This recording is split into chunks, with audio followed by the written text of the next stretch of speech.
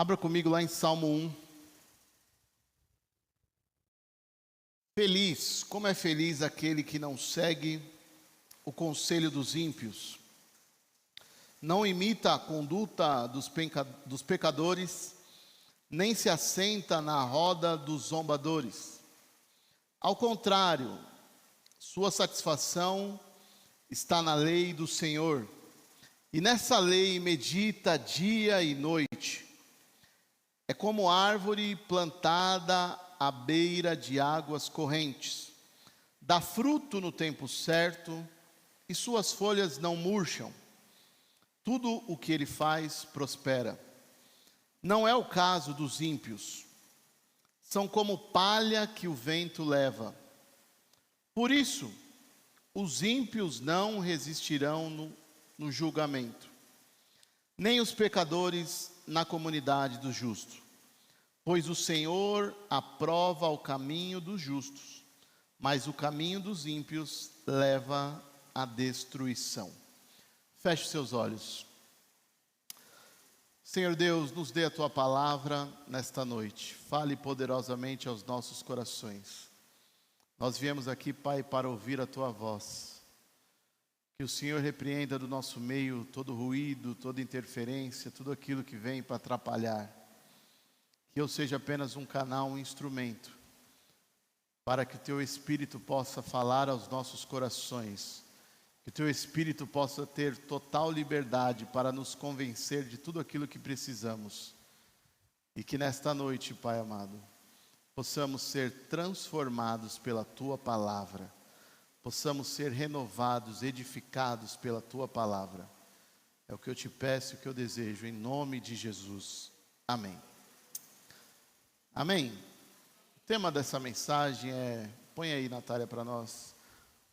Onde você está plantado? Deus, Ele se importa com o seu caminho. Este salmo, ele não começa com uma ordem. Ele começa com uma bem-aventurança.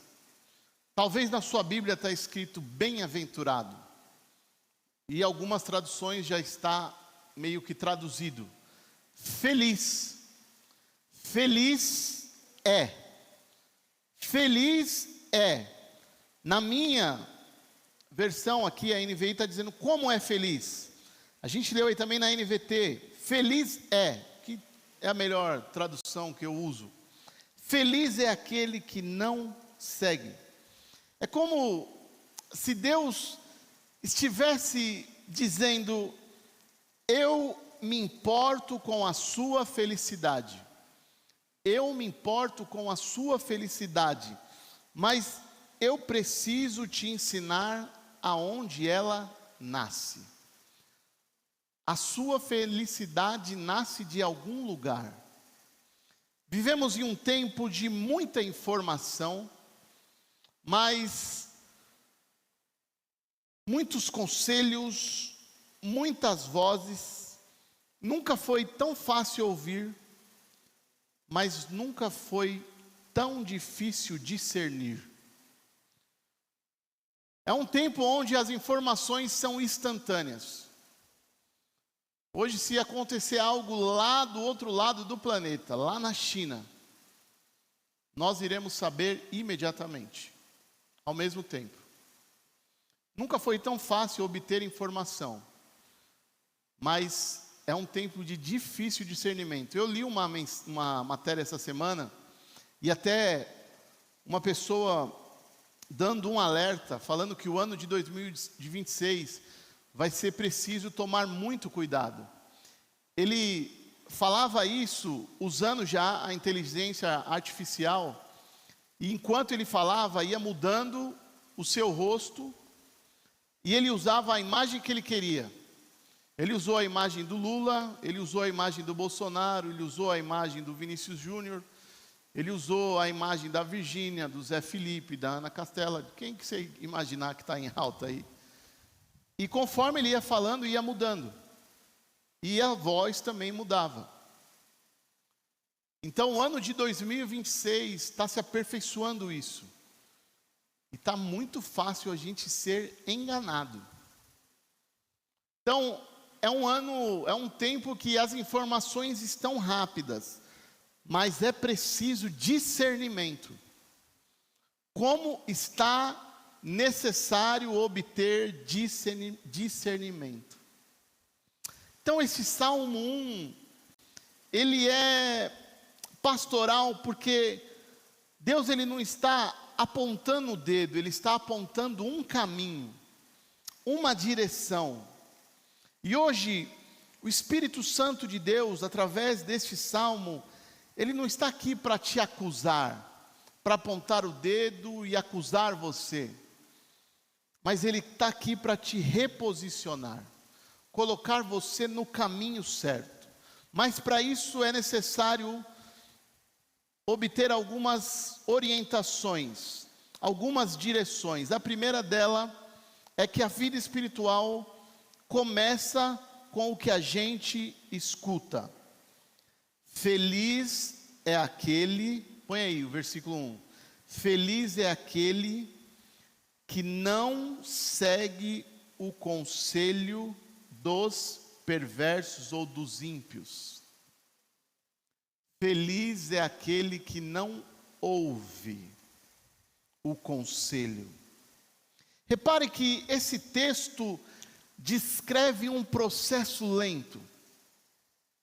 Seguir, parar, sentar. Você tem que seguir, você tem que parar, sentar. Tem um processo envolvido. Não é uma rebeldia explícita. Não é algo que você comete no ímpeto. Ele não está falando disso. Mas parece que o que está envolvido aqui é uma acomodação espiritual. E quantas vezes não foi assim conosco? Ninguém para do nada. Ninguém para do nada. Tem um processo. Tem um processo. Começa às vezes com um conselho que parecia inofensivo. Um simples conselho inofensivo. Uma conversa que relativizou a verdade. Um hábito que foi se tornando normal. Um hábito que até então era algo estranho, e aí a gente começa a naturalizar, achar que é normal, e a gente vai indo, e isso vira algo natural. E quando a gente vê, a gente está longe. Ninguém abandona Deus de uma hora para outra. Eu nunca vi alguém abandonar Deus de um dia para o outro, nunca vi. Mas já vi muitas pessoas abandonar Deus, porque começou um processinho, começou uma simples gotinha, uma gotinha d'água. Começa uma gota, vai uma gota, vai uma gota, vai uma gota. Você já esteve, quem já teve a experiência de estar próximo de uma cachoeira? Já foi? Quem já foi perto de uma cachoeira? Quem já teve essa experiência? Já foi? É inofensivo você estar longe assim. Você não sente. Mas fique 5 minutos, 10 minutos. Quando você sair de lá, você está encharcado, sem perceber o que estava acontecendo. É assim conosco na nossa vida espiritual. Coisas inofensivas, que parece que é normal, que a gente nem sente. Quando a gente menos percebe, estamos encharcados, estamos longes, estamos frios. Não é assim que acontece? Às vezes é difícil a gente vir para a igreja. Como é difícil, às vezes, vir domingo, todo domingo. Ai, pastor, é tão difícil vir todo domingo. E aí, a gente até aqui mesmo, já preguei isso. Você não é obrigado a estar todo domingo. não tem isso, que você, aqui é a casa de Deus, e você, não, aqui a gente prega totalmente contrário a isso, não tem isso. Só que também a gente não prega que você não tem que vir e que você tem que fazer o que você quer, porque a gente sabe o perigo que é. É um domingo que muitas vezes a gente fala, não adianta também você ser bitolado. Às vezes você tem que dar atenção para sua família. Muitas vezes você dá um testemunho melhor estando lá, participando daquele churrasco no final de semana, junto com a sua família, sendo presença de Deus. Mas isso daí não pode virar um hábito, você entende? Isso não pode virar uma rotina. Por quê?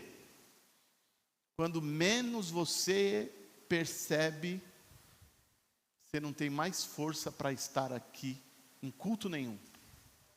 Aquilo que era para ser bênção, para você ganhar sua família, para você usar isso como, sabe, uma ferramenta, uma isca para atrair eles para cá, você foi engolido por eles e você acabou se afastando. É isso que acontece, é disso que o salmista está falando. Cuidado com o que você começou simplesmente a ouvir. Feliz aquele que não segue o conselho dos ímpios, não se detém no caminho dos pecadores, nem se junta na roda dos zombadores. Não é pecado ouvir, meu irmão, não tem pecado nenhum. O perigo, meu irmão, é acolher como verdade aquilo que Deus não disse. Por isso, meu irmão, todo o seu corpo é santo. Não adianta você ter uma boca santa, uma mão santa, um olho santo e não ter um ouvido santo. Não filtrar o que está entrando no seu ouvido. Porque às vezes a gente vigia tanto numa área, a gente vigia tanto de um lado e esquece do outro. E não percebe o que está nos contaminando. A gente está vigiando tanto. Ai, eu não posso assistir tal coisa. Tá bom, você não está assistindo. Mas aí você senta com uma pessoa que está assistindo e te conta tudo aquilo que está acontecendo. Mudou o quê? Olha, eu não assisto Big Brother. Big Brother é coisa do capeta. Amém. Aí chega segunda-feira no serviço, você senta com a sua amiga ou com o seu amigo. E aí, como é que foi o final do... Como que está o Big Brother? E vem. E você está mais antenado que as pessoas que estão assistindo. O que adianta? Você não usou os seus olhos, mas e o seu ouvido? Você filtrou? Filtrou? Nem toda voz alta, meu irmão, é voz certa. Põe isso na sua cabeça. Segunda coisa que precisamos entender é que o justo não é quem faz tudo certo. O justo é aquele que ama a direção certa. Olha o que diz o versículo 2. Pelo contrário, tem prazer na lei do Senhor. Tem prazer na lei do Senhor. O Salmo não diz que ele nunca erra. Não está falando que ele nunca erra, mas está dizendo que ele tem prazer na lei do Senhor. E isso faz toda a diferença. Isso é libertador. Porque uma fé genuína, uma fé madura, ela não nasce de uma obrigação. A fé genuína, a fé verdadeira, ela não nasce de obrigação. Ela nasce, e eu canso de falar isso aqui, ela nasce de relacionamento. Ela nasce de um relacionamento com Deus. Isso é uma fé genuína. Porque uma fé obrigada não é fé. Isso não tem base. Já falei isso em outras pregações. Você não gostaria que o seu filho se relacionasse com você apenas por obrigação. Imagina, você tem um filho que não tem amor, só tem obrigação. Eu só estou aqui, pai, porque eu sou obrigado a estar com você. Já imaginou ouvir isso de um filho? Nunca ouvi um eu te amo? Isso não tem base. Então, nós como filhos de Deus, temos que entender que tem que ter relacionamento. Então tem que ter prazer. Prazer na lei do Senhor. E continua, medita dia e noite. E meditar dia e noite não é ficar com a Bíblia aberta 24 horas. Não. É ter um coração sensível o tempo todo a Deus. Porque não adianta só ter a Bíblia, usar a Bíblia, às vezes deixar a Bíblia aberta dentro de casa ou dentro de uma, em cima de uma estante. Mas e o seu coração? E a verdade da sua vida? Eu já falei isso, talvez possa falar isso, talvez para maiores de 16. Eu quando liderava jovens, eu falava isso muito com os jovens. Às vezes os jovens, quando estão namorando, estão sendo tentados, e naquela tentação, aquele fogo, todo que a gente sabe. Qual o conselho que a gente dá? Foge, evita. Evita. Se ficar sozinho dentro de casa, a gente sabe no que vai dar. Aí muitos crentão vai falar, não, mas eu vou abrir a Bíblia, na hora que chegar eu abro a Bíblia. E eu cansava de falar, meu irmão, na hora que acontecer a Bíblia pode servir até de apoio, meu irmão. Não adianta. O que vai adiantar ter a Bíblia? Tem coisas, meu irmão, que é a verdade do seu coração. Bíblia tem a ver com o nosso coração. Meditar dia e noite é a verdade do nosso coração. Porque ler a Bíblia dia e noite, conhecer a Bíblia, tem muitos sábios, muitos filósofos, muitos pensadores que já leram a Bíblia mais do que eu e você junto. Jô Soares já leu a Bíblia muitas vezes, o falecido Jô Soares. Talvez a grande maioria aqui nunca nem leu a Bíblia inteira. E tem muitos aí que não são cristãos, que já leram a Bíblia. E mudou o quê? Que diferença faz? O que conta, meu irmão, é a verdade do nosso coração. É isso que faz a diferença. É ler a Bíblia e a Bíblia tem que fazer sentido para mim. A Bíblia tem que ser uma verdade para mim. A Bíblia eu tenho que ler, eu tenho que aplicar, eu tenho que colocar em prática. E ela tem que entrar dentro de mim, fazer sentido e transformar a minha vida. Mudar por inteiro. Porque Deus não está atrás, meu irmão, de pessoas religiosas, cansadas. Ele procura filhos que gostam de estar com Ele. Tem prazer no Senhor. Será que eu e você temos prazer? Sabe o que significa essa palavra? Prazer. Prazer de estar com o Senhor. Lembra aí, você que é casado, ou você que está namorando, achei a pessoa certa, aí você fica, como o Samuel já falou, e eu também já falei, quando a gente está naquele período que, achei a pessoa certa, a gente vara a noite. Quem já passou a noite inteira conversando com a namorada, com o grande amor da sua vida? Quem já fez essa loucura? Eu já fiz isso. Isso é prazer. Você entende? Agora, quem está disposto a fazer isso pelo Senhor? Você está entendendo o ponto que a gente chega? Quer dizer, será que a gente tem prazer no Senhor? Porque por uma pessoa, por um filho, por coisas, a gente faz tantas loucuras, tantos sacrifícios, mas e pelo Senhor? Será que eu estou disposto a ter prazer, a meditar mais e mais na palavra? E meditar vai além, né? Quem conhece de meditação sabe. Não é só ler, é ler, refletir, parar para pensar, deixar aquilo entrar em você.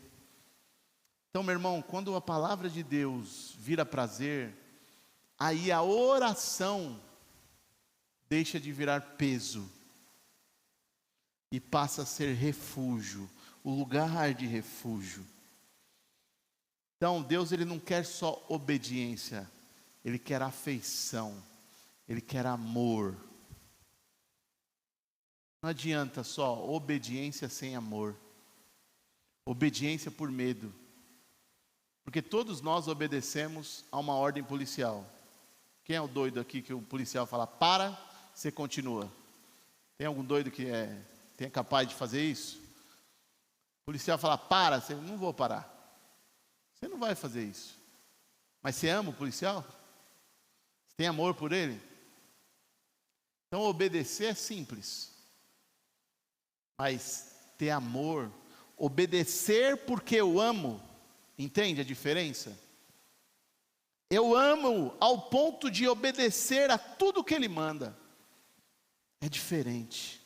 E o terceiro passo, meu irmão, que nós precisamos dar, é que Deus, ele trabalha mais na raiz do que no fruto. Olha o que diz o versículo 3.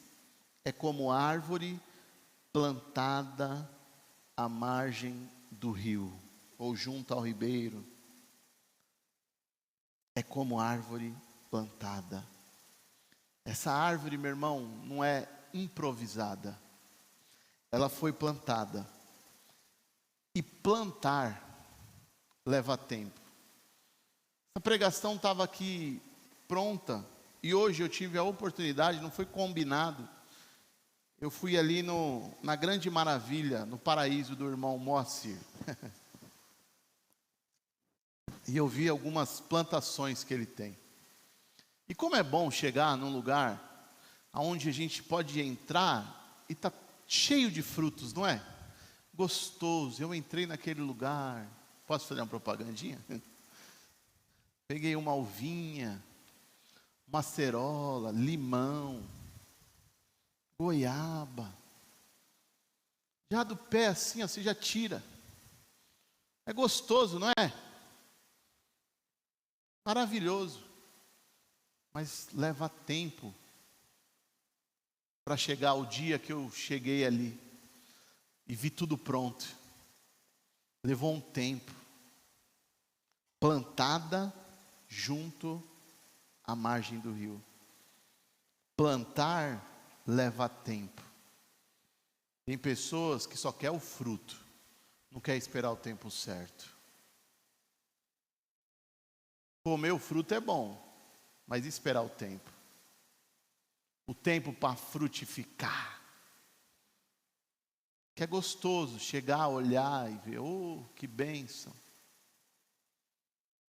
Criar raiz, meu irmão, leva silêncio. Ninguém vê uma raiz sendo... Você planta uma árvore, você não fica vendo aquela raiz, ela não começa a fazer barulho, estardalhaço. Você não percebe.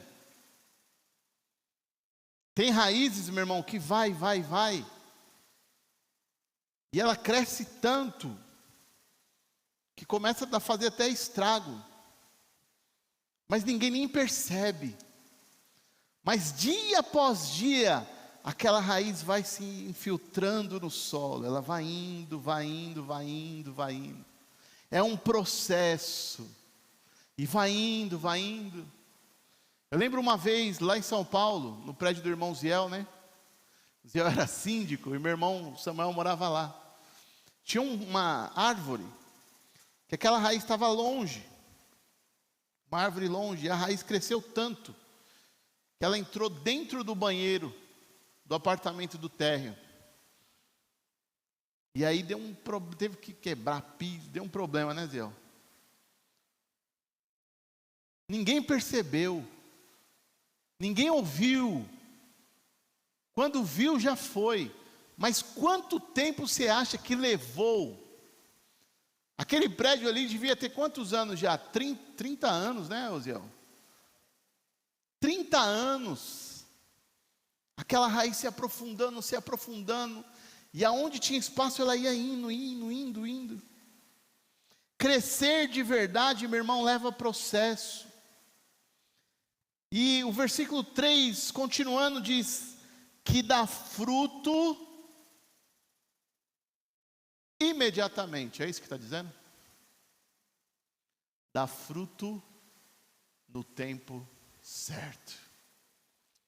Dá fruto no tempo certo. Suas folhas nunca murcham, e ele prospera em tudo que faz. Ele dá fruto no tempo certo, não no tempo da comparação. Talvez você está olhando para a vida dos outros e pensando: por que eu ainda não frutifiquei? Por que eu ainda não frutifiquei? Por que o outro está com a vida lá e a minha vida não foi ainda? Tudo tem um tempo. Por que eu ainda não frutifiquei? E talvez a resposta de Deus para você nesta noite é: porque eu estou cuidando das suas raízes. As suas raízes estão aprofundando ainda. Eu preciso aprofundar raízes. Uma árvore, meu irmão, para dar fruto precisa ter raízes. Uma árvore sem raízes, meu irmão, a primeira tempestade, a primeira balançadinha, ela vai cair. Ela não vai ter força para gerar. Você precisa ter raízes. Não confunda demora com abandono. Deus não te abandonou. Está demorando? Tá. Mas isso não significa que Deus te abandonou. Pelo contrário, Ele está com você. Ele está com você. Às vezes, meu irmão, Deus está fazendo em você algo profundo demais para ser rápido. Às vezes você quer que seja rápido. Ele até pode fazer rápido, mas não vai ser profundo. Para ser profundo, demora. Quem cria raiz em Deus, não seca na crise. Quem cria raiz em Deus, não seca na crise. A quarta coisa que nós precisamos entender é que movimento sem raiz não cansa a alma. Versículo 4 e 5. Diz: o mesmo não acontece com os perversos, são como palha levada pelo vento. Palha levada pelo vento.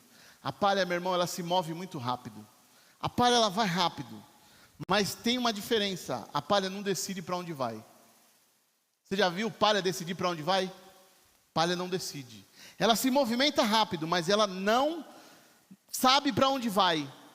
E isso muitas vezes é uma vida sem direção, é uma fé sem profundidade, é uma espiritualidade só do momento. Tem gente cansada, não porque fez demais, mas porque vive sem fonte. Nem tudo, meu irmão, que parece liberdade é saudável.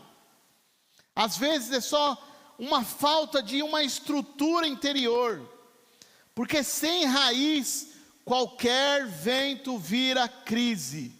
Sem raiz, qualquer vento vira crise. Serão condenados quando vier o juízo.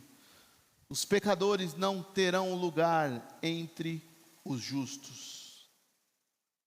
Não seja como palha levada pelo vento. E por último, a quinta coisa que você precisa entender é que Deus guarda o caminho de quem confia nele. Pois o Senhor guarda, versículo 6, o caminho dos justos, mas o caminho dos perversos leva à destruição. E guardar aqui, meu irmão, não é vigiar de longe. Guardar aqui não é ficar de longe, olhando. É caminhar junto. É estar junto. Porque o justo sofre. Sofre, e eu já vi muito justo sofrer, eu já sofri, e eu conheço muitas histórias aqui de gente que já sofreu. Sofre. Justo chora. Chora ou não chora? Chora. Justo tropeça. Tropeça, já vi. Mas nunca caminha abandonado. Nunca caminha abandonado, pois o Senhor guarda o caminho dos justos. Porque Deus, Ele não prometeu atalhos fáceis, Ele prometeu uma presença constante. Ele prometeu que estaria conosco em todos os momentos. O fim do caminho revela quem esteve conosco durante a jornada. O fim do caminho vai mostrar quem esteve conosco durante toda a jornada. Quando chegar o fim, você vai ver o Senhor e Ele vai falar: eu estive com você durante toda a jornada. Durante toda a sua jornada eu estive com você. Onde Deus guarda, o fim é seguro. É o que diz a palavra. O Senhor guarda o caminho dos justos, mas o caminho dos perversos leva à destruição. Talvez hoje Deus não está te chamando para você fazer mais, mas para você se plantar melhor. Talvez não é tempo de você fazer mais, mas sim se plantar melhor. Não é sobre correr, é sobre permanecer. Não adianta correr se não permanecer. Temos que permanecer. E aí vem o salmista com este conselho e nos desafia: onde você tem buscado conselho? Aonde você tem buscado conselho para ouvir? O que você tem ouvido?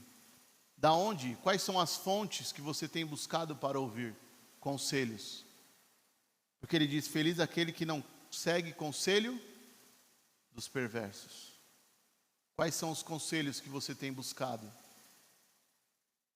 Onde você tem alimentado a sua alma? Aonde você tem alimentado a sua alma? É na lei do Senhor? É lá? Aonde você está plantado? É junto a margens de rio que te trazem descanso, refrigério, que tem o tempo certo, que tem a hora certa, que as folhas nunca murcham, que faz você prosperar em tudo que você irá fazer. Aonde você está plantado? Qual é o lugar que você está plantado? Porque se hoje você está percebendo que as suas raízes estão rasas, Deus não está aqui para te condenar, mas está aqui para te convidar. Ele está te convidando. Porque quem se planta em Deus pode até passar por ventos, mas nunca será levados por Ele. Quem está plantado em Deus, pode vir vento, pode vir tempestade, não vai te levar, não vai te derrubar. Então, hoje é dia de você realmente estar plantado em Deus. Aonde você está plantado? Se até agora você não estava plantado em Deus, é tempo de estar plantado em Deus. É tempo de falar: Senhor, eu quero que passe o tempo, mas eu quero ter raízes profundas em Ti. Eu quero ter raízes profundas em Ti. O ano está começando. Quantas coisas estão por vir, quantos desafios, quantas promessas, mas eu quero viver as Tuas promessas enraizado em Ti, porque eu sei, se eu estiver enraizado em Ti, eu vou dar fruto no tempo certo, as folhas não vão murchar, eu vou prosperar em tudo que eu fizer, eu não vou ser condenado. O Senhor vai guardar o meu caminho, o Senhor vai estar comigo, e eu não vou ser levado por esses zombadores, por esses perversos, por nada. Pelo contrário, dia após dia, eu vou ter prazer na presença do Senhor. Amém? Fica de pé.